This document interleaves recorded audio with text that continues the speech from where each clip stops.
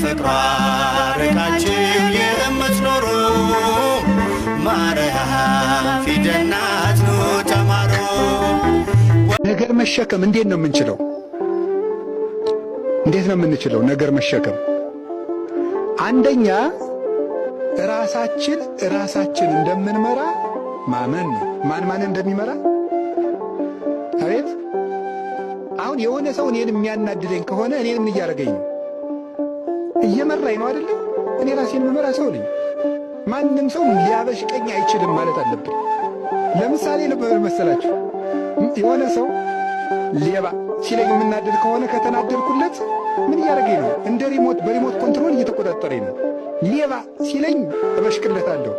እንዴት ነህ ሲለኝ እስቅለታለሁ። አያችሁ እንደ ቴሌቪዥን ሲከፍተኝ ሲዘጋኝ እንዴ ምን በወጣኝ ነው እንደዚያ ለሱ እሱ የሚከፍተኝ የሚዘጋኝ ሰው አይደለሁም። እኔ የፈለገውን ማለት ይችላል የፈለገውን ሰው።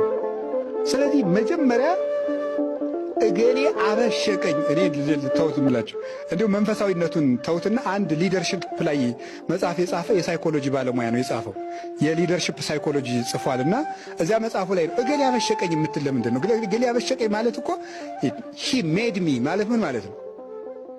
እሱ ሰራኝ እያልኩ ነው። አደረገኝ አንተ ተደራጅ ሆነ አልኩ።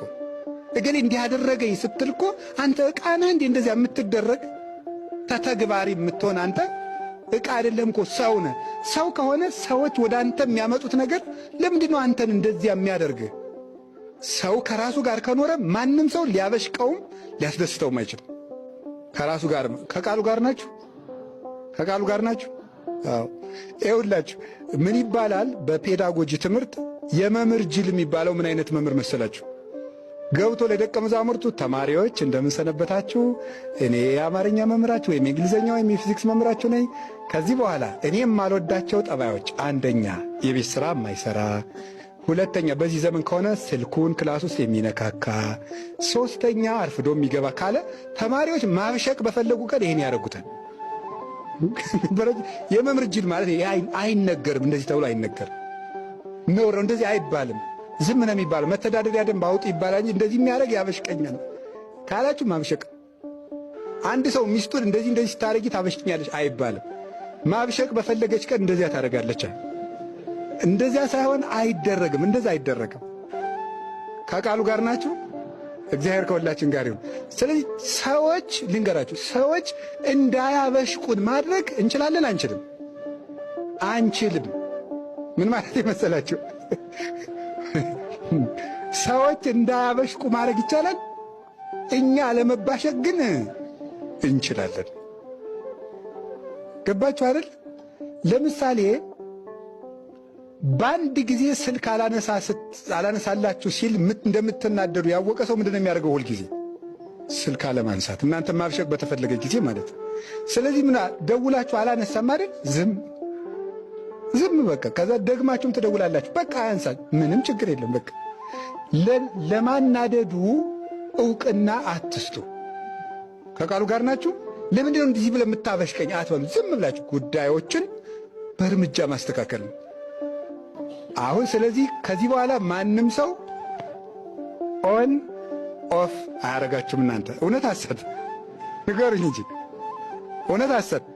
አዎ ከዚህ በኋላ ማንም ኦፍ ማንም ኦን ሊያረጋችሁ አይገባም። ሰው የፈለገውን ያድርግ። እናንተ ጉዳዩን ብቻ አስተካክሉ። ከእሱ ጋር ውድድር አያስፈልግም። የነገር ብሽሽቅም አያስፈልግም። ጉዳዩን ነግራችሁ አላስተካከላችሁም ማለት የራሳችሁን ሥራ መስራት ነው። ለምን እንባሸቀው? ልባም ሴት ሥራ ትወዳለች ይላል መጽሐፍ ቅዱስ። ልባም ሴት መሆን ቀላል አይደለም። ምን ዋጋ ያስከፍላል። አስተዋይ ሴት መሆን ቀላል አይደለም፣ ዋጋ ያስከፍላል። አስተዋይ ሴቶች ዋጋ ከፍለው እንቅልፋቸውን አጥተው እግዚአብሔርን ማለዳ ባክን ጌታ ሆይ ጥበበኛ ሴት አድርገኝ ብለው ለምነው ነው የሆኑት። ዝም ብሎ ሴት ሁሉም ሴት ነው።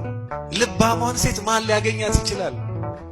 ያቺ ራሷ ላይ የሰራች ትምህርቷ ላይ አመለካከቷ ላይ አነጋገሯ ላይ መጽሐፍ የምታነብ ሰው የሚውልበት ቦታ የምትውል ከወሬኛ ከመንገደኛ ጋር ያልተባበረች ሐሳቧን ከእግዚአብሔር ጋር ያደረገ እግዚአብሔርን የምትፈራ ሰው የምትወድ ሰው የምታከብር። አዎ ለይስሐቅ የተመረጠችውን ሚስቱን ታስታውሳላችሁ?